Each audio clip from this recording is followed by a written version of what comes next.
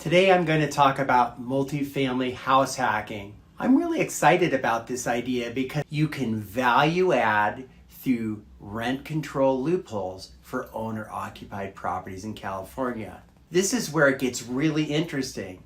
Have you ever heard the term, one man's trash is another man's treasure?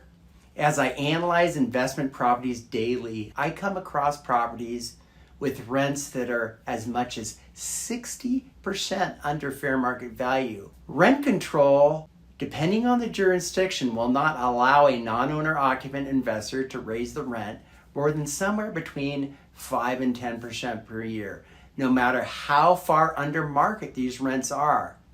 This makes this type of property a very poor choice for a traditional non-owner occupied investor, because it would take a decade to get the rents up to fair market value.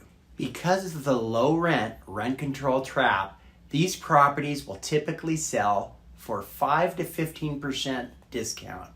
As an owner occupant, you have the right to vacate a unit of a tenant who is on a month-to-month tenancy with a property notice or at the end of their lease and move into that unit. You also have a right to vacate units under the same circumstances if one of your blood relatives, children's parents, grandparents, grandchildren occupy the second unit.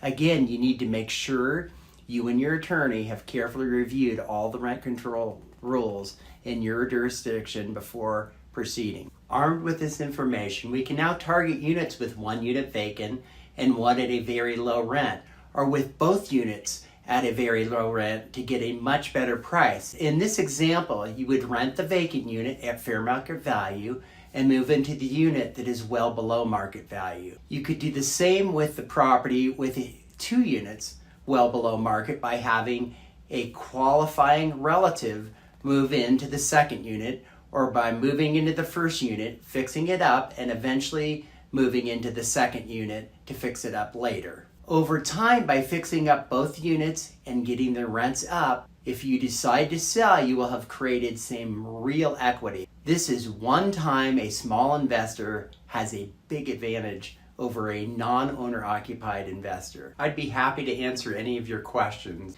You can also scan the QR code on the screen to see a list of currently available multifamily properties in the Sacramento market that may work for house hacking. Additionally, you can look down below for a link to those same properties.